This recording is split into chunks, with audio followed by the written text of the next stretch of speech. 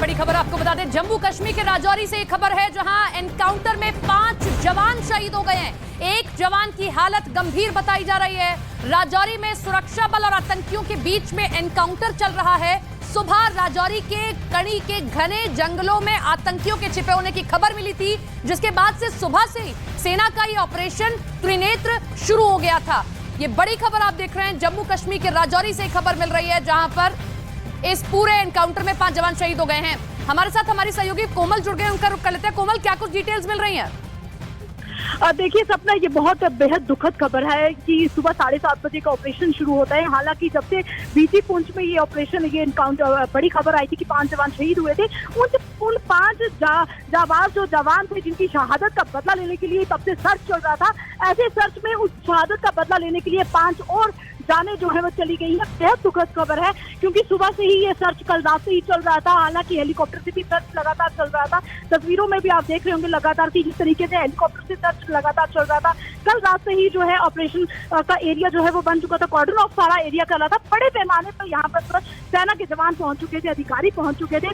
सुबह 7:30 बजे एक विशेष सूचना मिलती है जो कि वहाँ पर एक बड़े हाइड आउट में आतंकवादी छुपे हुए हैं। जैसे ही हमला करने के लिए यहाँ से हमारे जवान वहाँ जाते हैं तो एक विस्फोट वहां पर होता है और हमारे जवान जो है उसमें घायल हो जाते हैं, जिसमें उनकी जान जो है वो चली जाती है। ये बेहद दुखद खबर है। लेकिन 2 आतंकियों को भी मार गिराया है सेना ने। ये भी एक खबर यहाँ से आ रही है कि 2 आतंकियों को मार गिराया है और भी 2 ग्रुप से आतंकियों की छुपे होने की आशंका जो है जताई जा रही है। बड़े हाइड आउट है, वो हाइड आउट में भागने में वहां से सफल होने की भागने की कोशिश कर रहे हैं, माफ कीजिए। लेकिन चारों तरफ से एरिया जो है वो कॉर्डन ऑफ कर लिया है और अभी भी उनकी जो तलाशी है वो चल रही है। सर्च ऑपरेशन चल रहा है। चॉपर के जरिए भी जो है चारों तरफ से निगरानी जो है वो रखी जा रही है। सेना के कमांडर और पुलिस के जो डीजी एडीजी मौके स्थल पे पहुंचे हुए हैं। चारों तरफ से जायजा लिया जा रहा है। लेकिन दुखद खबर ये है कि हमारे जो 5 जवान, जिन 5 जवानों की शहादत का बदला लेने के लिए पिछले 15 दिन से सर्च चल रही थी, उन 15 दिनों के बाद इस सर्च में इस बड़े एनकाउंटर में 5 जो हमारे जवान हैं और उन्होंने अपनी शहादत दी है। ये बेहद दुखद खबर है। अगर डांगरी हमले की बात करें तो जनवरी में डांगरी हमला हुआ था, 7 सिविलियन उसमें मारे गए थे। उसके बाद 5 जवान हमारे बीजी में जाते हैं। तो अभी तक हम काउंटर टोटल करें तो इन 5 महीनों में हमारे 19 लोगों की जान गई है। बेहद दुखद खबर है जी सपना। कोमल, मैं लौट रही हूँ आपके पास में। तस्वीरें देखिए उसी इलाके से आ रही हैं। कुछ देर पहले की तस्वीरें जो सामने आई हैं, पूरे इलाके को कॉर्डन ऑफ कर लिया गया है। पूरे इलाके में सर्च ऑपरेशन अभी भी चलाया जा रहा है। ये बहुत दुखद खबर है कि 5 जवानों की हमारी शहादत हुई है। लेकिन इस बीच खबर यह भी आ रही है कि 2 आतंकियों की मारे जाने की भी खबर है। लेकिन अभी भी इलाके में सर्च ऑपरेशन जारी है और जिस तरीके की जानकारी कोमल दे रही है, देखिए अभी हेलीकॉप्टर के जरिए भी पूरे इलाके में सर्च अभियान चलाया जा रहा है। कोमल का फिर से रुख करेंगे। कोमल, आतंकियों को लेकर कोई अपडेट दिया गया है? कितने आतंकी मारे गए हैं, कितने और छिपे होने की आशंका और कहां तक ये फैले हुए हैं? बिल्कुल, देखिए सपना, ये जो एरिया है कोट रंग का, मैंने आपको पहले बताया कि बीजी में जब हमला हुआ था वहां से अगर पहाड़ी क्षेत्र का अगर हम जायजा लें तो 14 से 15 किलोमीटर का दिन लग जाते हैं अगर हम पैदल जाते हैं। और आप देखिए कि इन्होंने कितने दिनों में वहां से अपने हथियारों का जखीरा लेके ये उस समय वहां पर इन्होंने हाइड आउट बनाया है। लोकल की सपोर्ट से ही वहां पर पहुंचे हैं।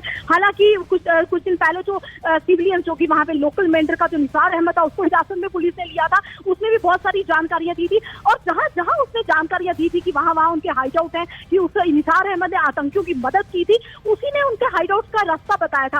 हालांकि वहीं पे पुलिस और सेना ने जाकर सर्च भी किया है। तो यही एक सर्च का एक हिस्सा था जहां पर ये हाइड आउट में वहां पर पुलिस पहुंची थी। पुलिस ने वहां पर एनकाउंटर किया, पुलिस ने गोलियां चलाई। लेकिन उससे पहले उनके पास, क्योंकि हर बार ये खतरा रहता है कि हाइड आउट के पास जाकर पुलिस जब जाती है, उनके सेना के जवान जब जाते हैं हमला करने के लिए, तो ये खतरा भी बना रहता है कि आतंकियों के पास किस तरह का जखीरा होगा हथियारों का। तो ऐसे में उन्होंने जो वहां पर धमाका किया है जिससे हमारे जवान जो है वो घायल हुए, पहले फिर अपने जख्मों का सामना सहते हुए वो शहीद हुए हैं। हालांकि हम बात कर रहे थे कि 5 जवानों का शहादत का बदला लेने के लिए हम 15 दिनों से सर्च कर रहे हैं और हमारे जवान जब वो बदला लेने के लिए पहुंचते हैं, जब मैसेज आता है कि फलाने हाइड आउट में मिलिटेंट जो है छुपे हुए हैं, एक बड़ी कामयाबी सोच करके जब वहां जाते हैं, हमला करते हैं, तो हमारे ही जवान जो है 5 वो जान गंवा देते हैं। बेहद दुखद खबर है। लेकिन 2 आतंकियों के मारे जाने की खबर तो अभी तक आ गई है। वो कंफर्म है कि 2 आतंकियों को मार दिया है। लेकिन और भी आतंकियों के छुपे होने की खबर है और बताया ये जा रहा है कि पाकिस्तानी आतंकी हैं जो वहां पर एक बड़े हाइड आउट के साथ बैठे थे। बड़ा हथियारों का जखीरा उनके पास है। हालांकि ड्रोन के जरिए इनके पास हथियार आए थे। कुछ दिन पहले ही निसार अहमद ने पुलिस में बताया था, क्योंकि पुलिस ने जब हिरासत में लिया था निसार अहमद को, तो निसार अहमद ने ये बिल्कुल साफ कहा था कि पहले ड्रोन से पैसा आता है, फिर ड्रोन से हथियार आते हैं, जो कि निसार अहमद के पास आए थे। निसार अहमद ने वो हथियारों का जखीरा अपने घर में रखा था और उन्हीं हथियारों के जखीरे के साथ ये मिलिटेंट जब बाद में एलओसी क्रॉस करते हैं तो ये उनके पास निसार अहमद ने उनको हथियारों का जखीरा दिया था, जिससे इन्होंने आज एक बड़े हमले को अंजाम दिया। जी सपना। कोमल, इस पूरे इलाके के बारे में भी जरा जानकारी दी, कैसा ये इलाका है? जैसा आप हाइड आउट की जानकारी दे रही हैं, पुलिस को इस बात की या सुरक्षा बल को इस बात की जानकारी मिली थी, वो वहां पर पहुंचे हैं, इस बात का तो इल्म इनको भी होगा कि बड़ा हथियारों का जखीरा उनके पास होगा, लेकिन इस तरीके से छुपे हुए हैं, क्या आसपास के लोग भी मदद कर रहे हैं? इलाका कैसा है? इनके लिए छुपने के लिए बड़ा मुनासिब है?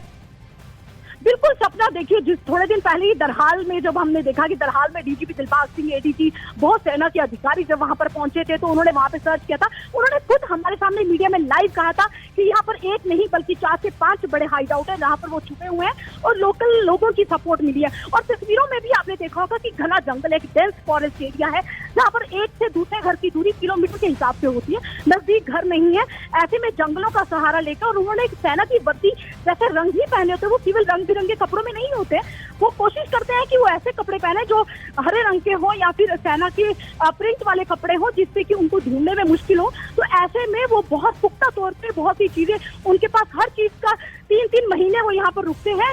इससे साफ अंदाजा लगाया जा सकता है वो किन चीजों के साथ और कितने बड़े हथियारों के जखीरे के साथ वहां पहुंचे। हालांकि पुलिस ने भी बार बार कहा है कि बिना लोकल की सपोर्ट से वो इतना बड़ा हमले को अंजाम नहीं दे सकते। हालांकि वो एलओसी पार तो खाली हाथ करते हैं, लेकिन एलओसी पार करने से पहले ही लोकल्स के पास उनका हथियारों का जखीरा धीरे धीरे ड्रोन के जरिए पहुंच जाता है। कितनी बार ड्रोन एक्टिविटी हुई है, तो ऐसा नहीं है कि ड्रोन सिर्फ खाली आता है और चला जाता है। ड्रोन के जरिए वो नोट भी भेजता है, पैसे भी भेजता है, ड्रग्स भी भेजता है और हथियारों का जखीरा भी भेजता है। ऐसे में निसार अहमद के साथ जो और 3 बिलाल को पकड़ा था, 3-4 लोग जो पकड़े गए थे, तो जाहिर सी बात है उन्होंने बहुत बड़ी मदद की थी, इतनी बड़ी मदद की। और जब उनको पुलिस ने पकड़ा, इंटेरोगेशन हुई, तो उसके दौरान उन्होंने खुद उगला था कि उन्होंने किस तरीके से उनकी मदद की है आतंकियों की, और किस तरीके इस मदद के बाद उन्होंने खुद कहा, निसार अहमद ने कुछ दिन पहले ही कहा था कि कितनी जगह पे उनके हाइड आउट है।